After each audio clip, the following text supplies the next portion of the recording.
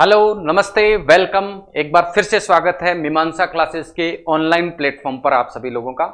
और polity special batch के अंतर्गत ये हमारी क्लासेस चल रही हैं, जिसमें हम बात कर रहे थे मूल अधिकारों के बारे में। क्लास को प्रारंभ करने से पहले मैं आपको बता दूं कि पॉलिटी स्पेशल बैच के अंतर्गत हम भारतीय राज्य व्यवस्था और भारतीय संविधान के उन सभी टॉपिक्स को कवर कर रहे हैं, उस पूरे सिलेबस को कवर कर रहे हैं जिसमें से प्रतियोगी परीक्षाओं में प्रश्न पूछे जाते हैं। प्रश्नों की प्रकृति को ध्यान में रखते हुए एनसीईआरटी के सभी तथ्यों को सम्मिलित करते हुए इस कोर्स को विशेष रूप से सिविल सर्विसेज के लिए डिजाइन किया गया है। साथ ही साथ अन्य जो प्रतियोगी परीक्षाएं हैं उनके लिए भी ये समान रूप से उपयोगी रहने वाला है। मीमांसा क्लासेस यूट्यूब चैनल पर जब आप जाएंगे तो पॉलिटी स्पेशल बैच नाम से एक प्लेलिस्ट आपको मिलेगी, जिस पर सभी पॉलिटी की क्लासें आपको क्रम से उपलब्ध रहने वाली हैं। पूरे के पूरे सिलेबस को इस प्लेलिस्ट में कवर किया गया है। तो आइए आज की क्लास को प्रारंभ करते हैं। और आज की जो हमारी क्लास है उसमें हम बात करेंगे कि क्या मूल अधिकारों में संशोधन किया जा सकता है अथवा नहीं। तो हमारी जो चर्चा रहेगी वो इसी बात पर रहेगी कि क्या मूल अधिकार संशोधनीय हैं या नहीं। जब हमारा मूल संविधान बना उस समय हमारे संविधान के भाग 3 में मूल अधिकारों या फंडामेंटल राइट्स को सम्मिलित किया गया, लेकिन संविधान बनने के तुरंत पश्चात ही इस बात पर बहस प्रारंभ हो गई कि क्या मूल अधिकारों में संशोधन किया जा सकता है अथवा नहीं किया जा सकता।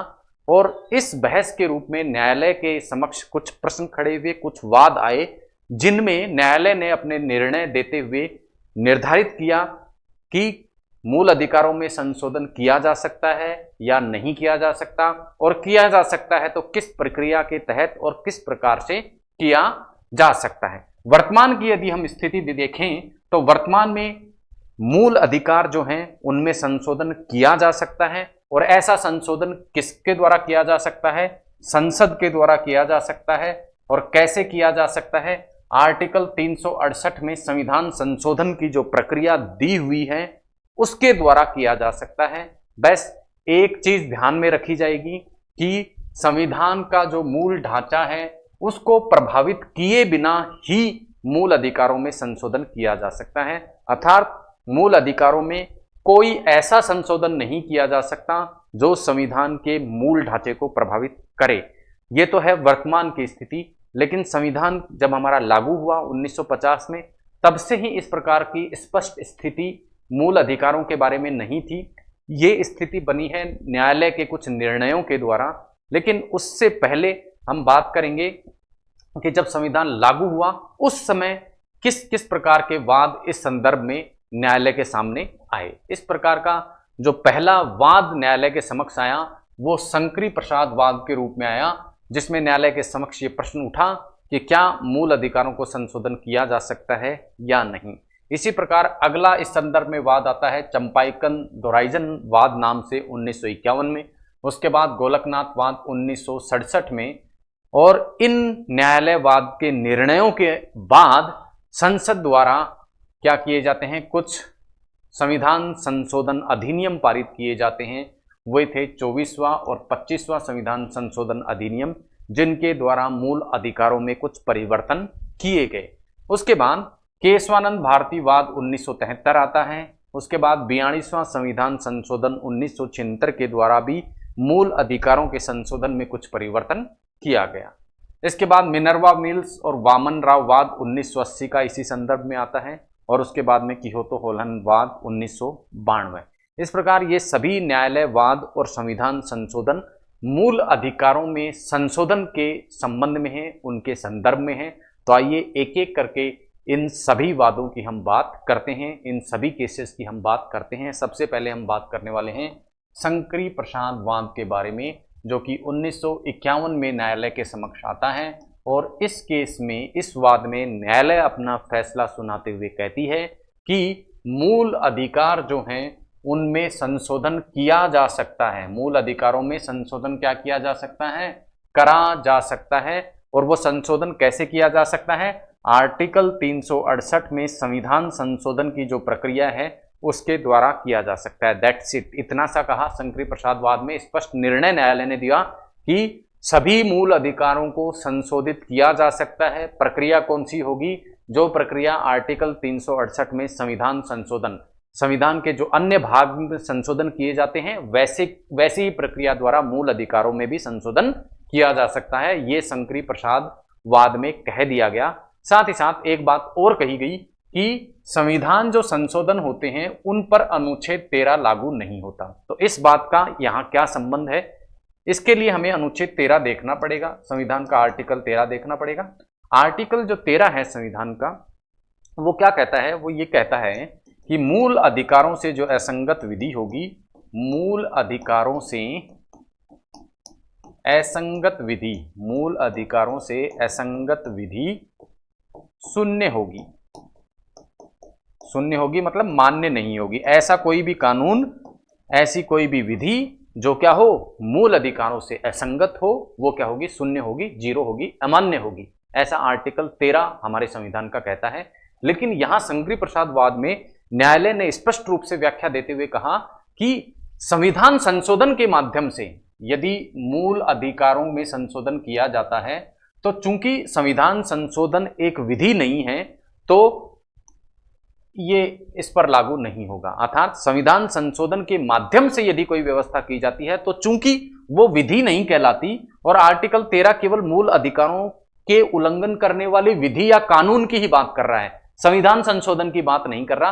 तो कहने का तात्पर्य है मूल अधिकारों के उल्लंघन, मूल अधिकारों के परिवर्तन के लिए यदि संविधान संशोधन के माध्यम से परिवर्तन किया जाता है तो वो मूल अधिकारों से असंगत नहीं माना जाएगा, क्योंकि यहां न्यायालय ने यह स्पष्ट किया कि मूल जो संशोधन है संविधान का वो विधि के अंतर्गत नहीं आता है, इसलिए इस पर आर्टिकल 13 लागू ही नहीं होता।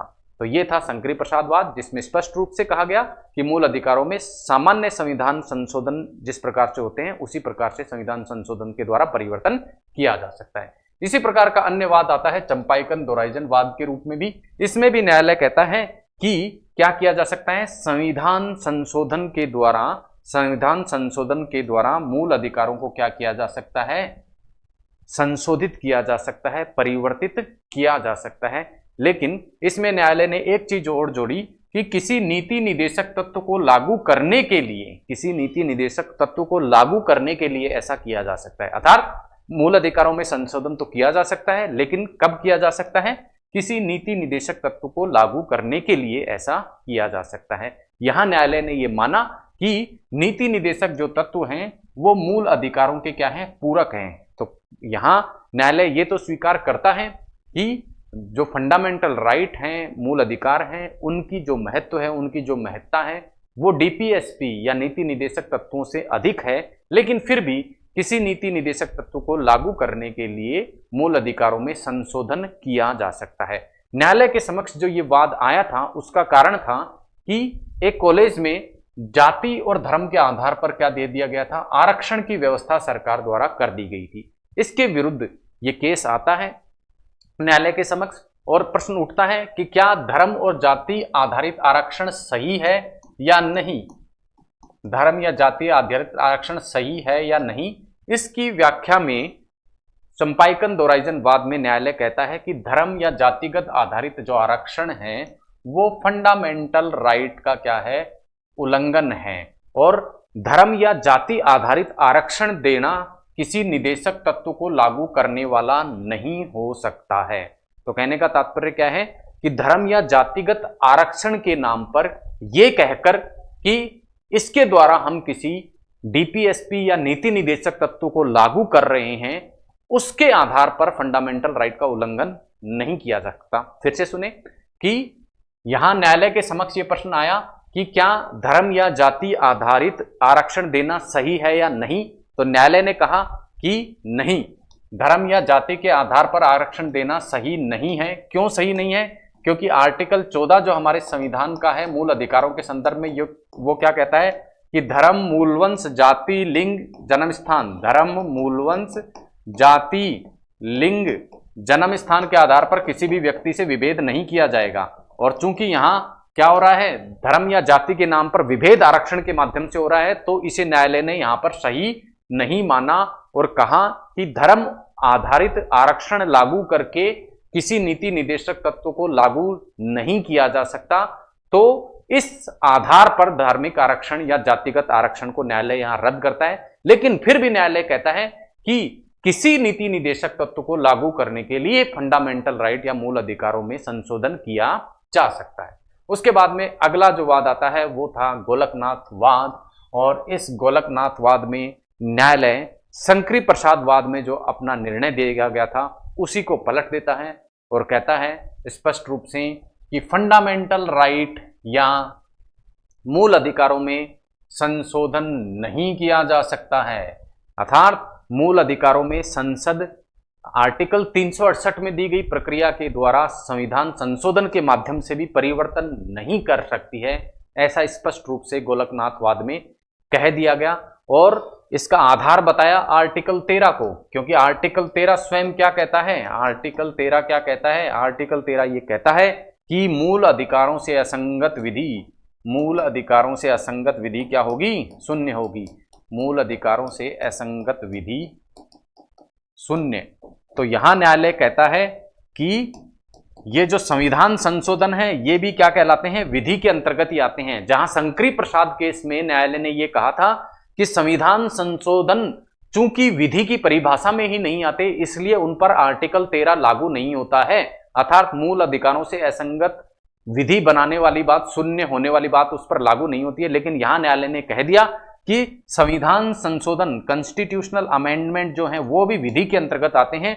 तो संविधान संशोधन के माध्यम से भी यदि मूल अधिकारों का उल्लंघन किया जाता है तो क्या होगा, यदि उससे असंगत कोई विधि बनाई जाती है संविधान संशोधन के माध्यम से भी, तो वो क्या होगी, मूल अधिकारों से यदि असंगत होगी तो वो शून्य होगी। तो इस प्रकार से गोलकनाथवाद में स्पष्ट रूप से मूल अधिकारों के महत्व को बहुत अधिक बढ़ा दिया गया और कहा गया कि मूल अधिकारों में किसी भी सूरत में संशोधन नहीं किया जा सकता। तो तात्पर्य क्या हुआ, फंडामेंटल राइट जो है उसका महत्व नीति निदेशक तत्वों या डीपीएसपी की तुलना में बहुत ज्यादा यहाँ पर गोलकनाथवाद के द्वारा, गोलकनाथवाद में न्यायालय द्वारा निर्णय के माध्यम से बढ़ा दिया गया।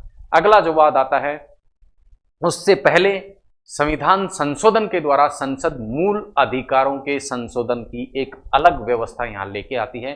गोलकनाथवाद में जहां न्यायालय कहता है कि संसद क्या नहीं कर सकती, मूल अधिकारों में संशोधन नहीं कर सकती, तो अब इस स्थिति में सरकार या कह सकते हैं संसद एक अधिनियम 24वें संविधान संशोधन अधिनियम के माध्यम से 1971 में पारित करती है और उसमें स्पष्ट रूप से ये व्यवस्था कर देती है, स्पष्ट रूप से संविधान में संशोधन करते हुए एक चीज जोड़ देती है कि मूल अधिकारों को आर्टिकल 368 में दी गई प्रक्रिया द्वारा संशोधित किया जा सकता है। स्पष्ट रूप से संविधान संशोधन के माध्यम से संविधान में ये लिख दिया जाता है कि संसद को ये अधिकार है कि आर्टिकल 368 के तहत संविधान संशोधन के माध्यम से संसद मूल अधिकारों में क्या कर सकती है, संशोधन कर सकती है। तो इस प्रकार इस संविधान संशोधन के माध्यम से सरकार ने डीपीएसपी या नीति निदेशक तत्वों को फंडामेंटल राइट या मूल अधिकारों से बहुत अधिक ज़्यादा महत्व दिया और कहा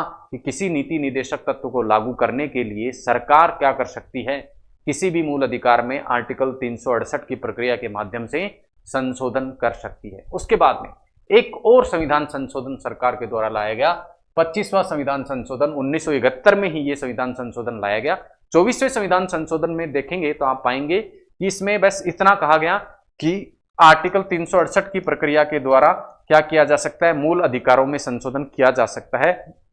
लेकिन 25वें संविधान संशोधन के माध्यम से एक चीज और जोड़ दी गई यहाँ पे, और वो क्या जोड़ा गया कि निदेशक तत्व 39B और 39C को लागू करने के लिए आर्टिकल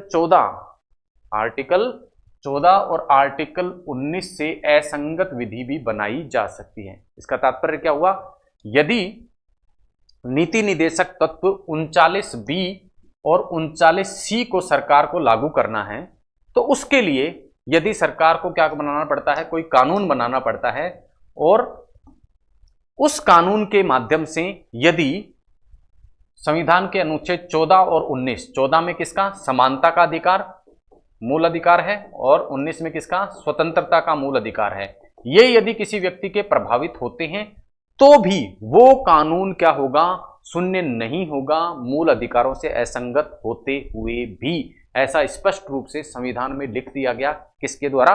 25वें संविधान संशोधन के माध्यम से। अब आप बोलेंगे कि ये 39B और 39C क्या बला है? ये एक नीति निदेशक तत्व है।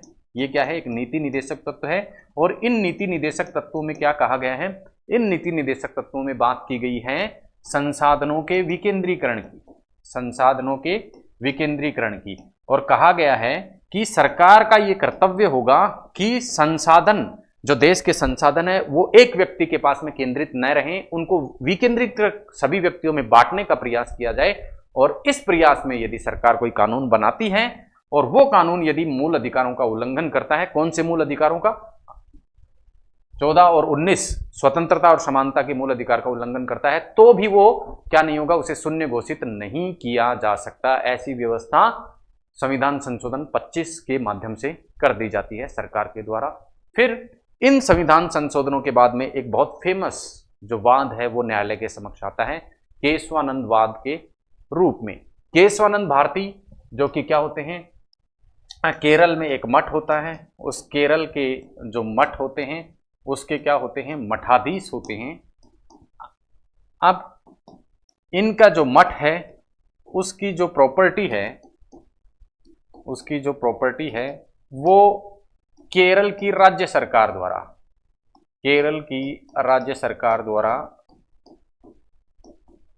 ले ली जाती है, या इस प्रॉपर्टी पर जो इन मठाधीश का, केरल के जो मठाधीश हैं केशवानंद भारती, उनके जो प्रबंधन है उसको रोक दिया जाता है, उसके मैनेजमेंट को रोक दिया जाता है। किसके द्वारा? केरल की राज्य सरकार के द्वारा।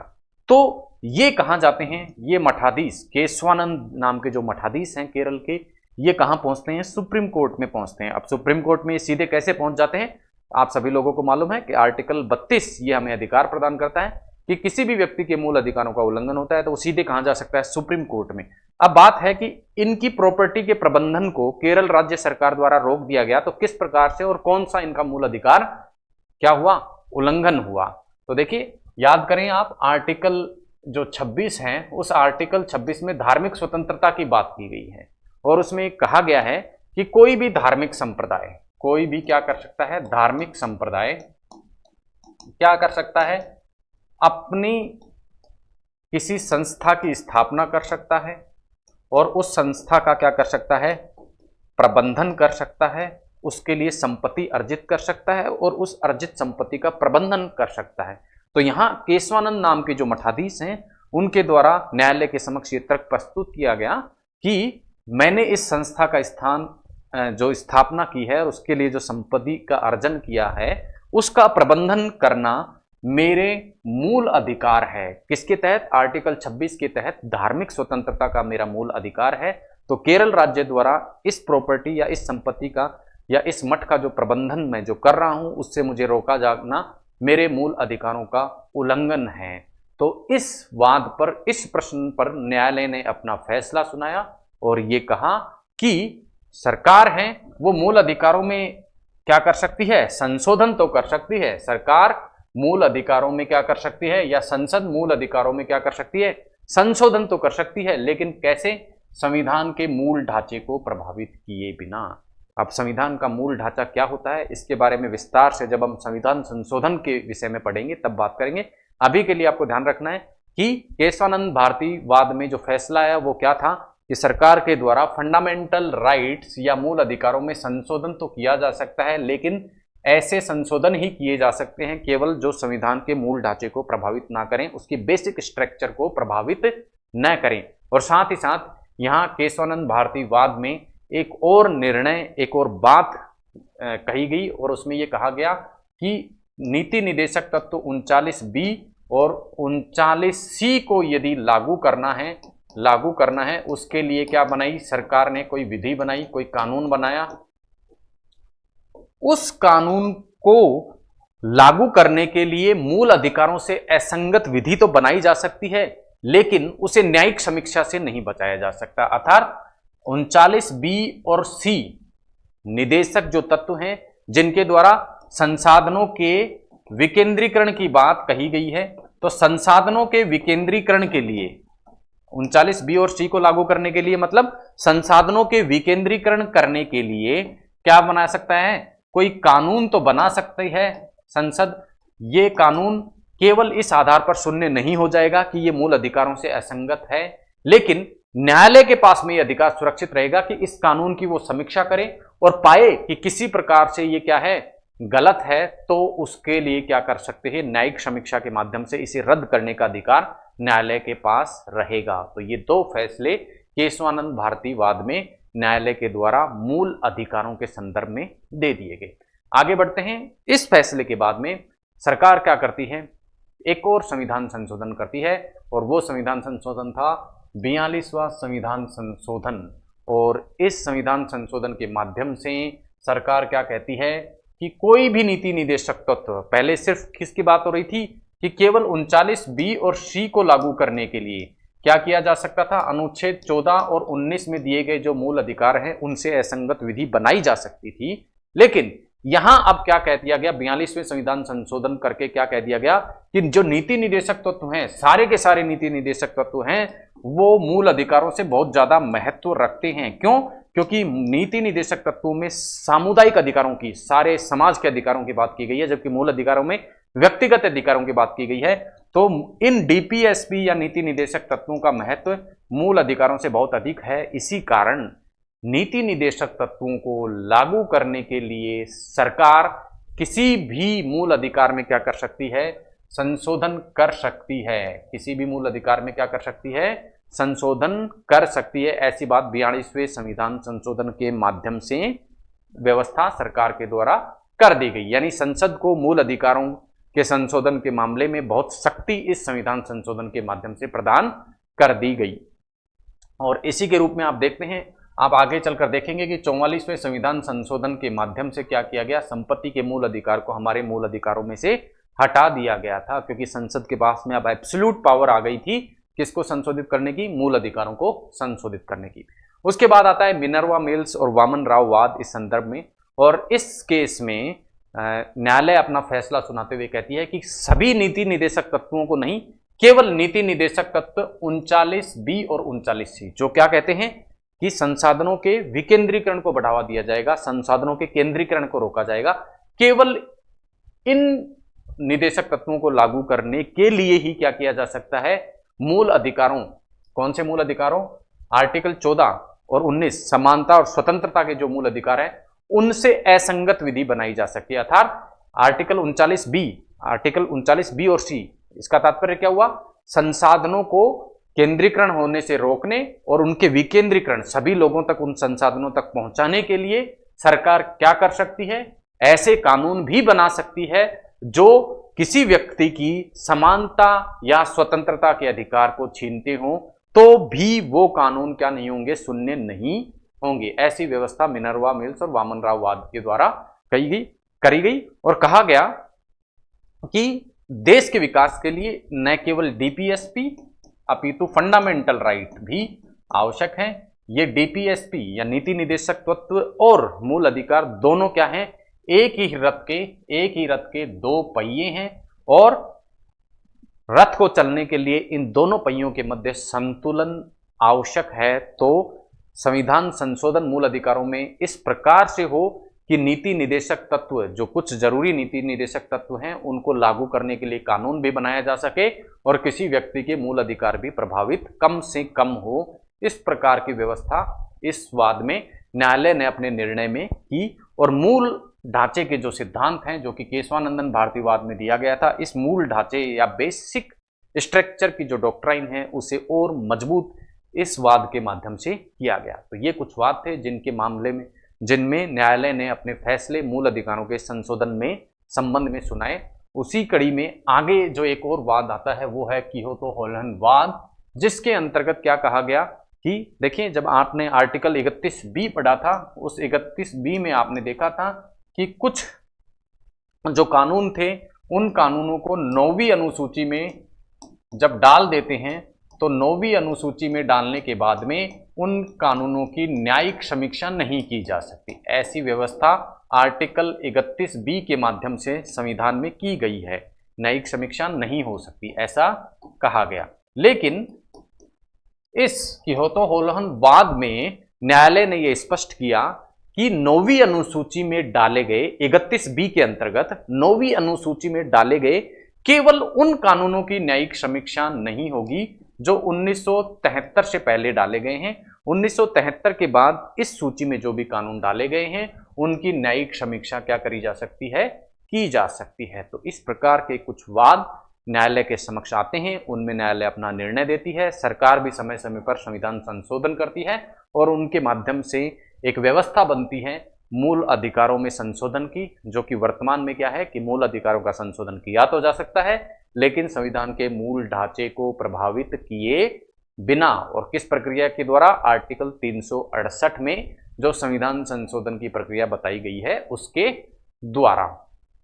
तो इस प्रकार से मूल अधिकारों के बारे में इतनी जानकारी मिलने के बाद में अब हम इस स्थिति में हैं कि हम मूल अधिकारों की विशेषताओं को समझ पाएं। तो आइए देखते हैं मूल अधिकारों की क्या क्या विशेषताएं हैं। सबसे पहली चीज, जो मूल अधिकार हैं उनमें से कुछ मूल अधिकार तो क्या हैं, सभी लोगों को प्राप्त है। सभी लोग मतलब चाहे वो किसी भी देश का नागरिक हो और भारत में है, उन सभी व्यक्तियों को ये प्राप्त होगी। जबकि कुछ मूल अधिकार केवल और केवल भारतीय नागरिकों को प्राप्त हैं।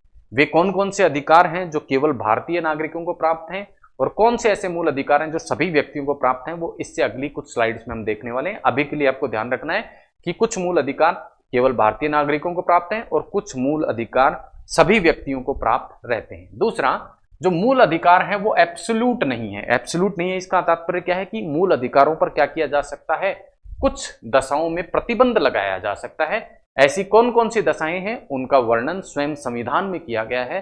तो क्या विशेषता होगी कि मूल अधिकार पूर्ण नहीं है, उन पर कुछ स्थितियों में प्रतिबंध लगाया जा सकता है। इसके अतिरिक्त मूल अधिकार क्या करते हैं, व्यक्तिगत हित और सामुदायिक हित में क्या करते हैं, सामंजस्यता लाते हैं। सामंजस्यता का तात्पर्य क्या है कि व्यक्ति के स्वयं के हित और पूरे समाज के जो हित है उन दोनों को आपस में क्या करते हैं, जोड़ने का कार्य करते हैं। साथ ही साथ ये प्रकृति में क्या है, नकारात्मक है। प्रकृति में नकारात्मक इनको क्यों कहा गया है, क्योंकि यदि आप मूल अधिकारों की भाषा को ध्यान से पढ़ेंगे, जैसे आर्टिकल 14 में दिए गए मूल अधिकार की यदि हम बात करें तो ये क्या कहता है कि किसी भी व्यक्ति से धर्म, मूलवंश,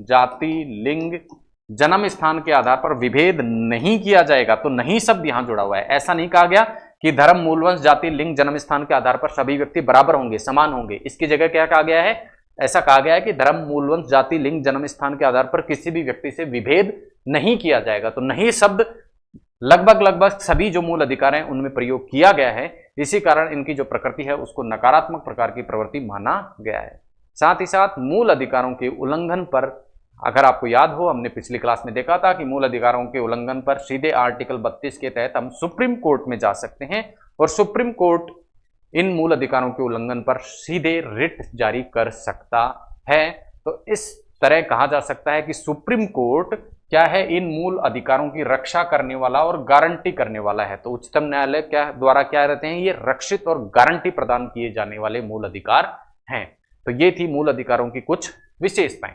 अब मूल अधिकार की विशेषताओं के बाद में हम देखेंगे कि क्या मूल अधिकार जो भारत के संविधान में प्रदान किए गए हैं उसमें क्या कुछ लोगों को कुछ कमियां भी नजर आई।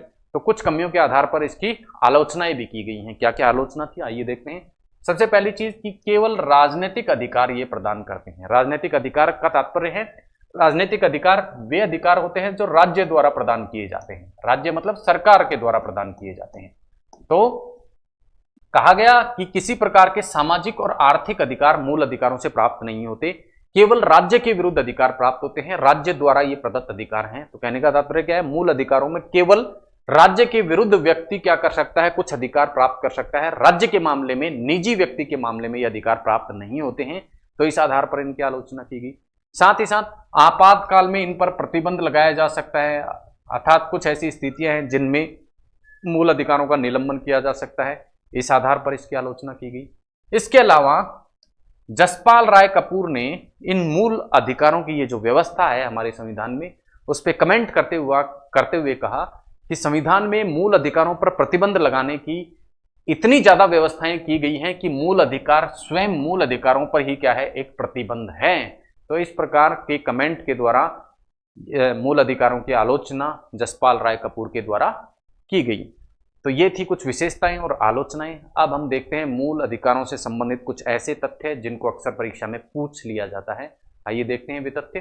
सबसे पहली चीज, फंडामेंटल राइट या मूल अधिकार को मैग्ना कार्टा भी कहा जाता है। दूसरी चीज, मूल अधिकार जो है, जैसे पिछली स्लाइड में हमने देखा था कि कुछ मूल अधिकार क्या होते हैं, केवल भारतीयों को प्राप्त होते हैं, भारतीय नागरिकों को प्राप्त होते हैं, जबकि कुछ मूल अधिकार सभी लोगों को प्राप्त होते हैं, चाहे वो किसी भी देश का नागरिक हो, केवल शत्रु देश के नागरिकों को छोड़कर।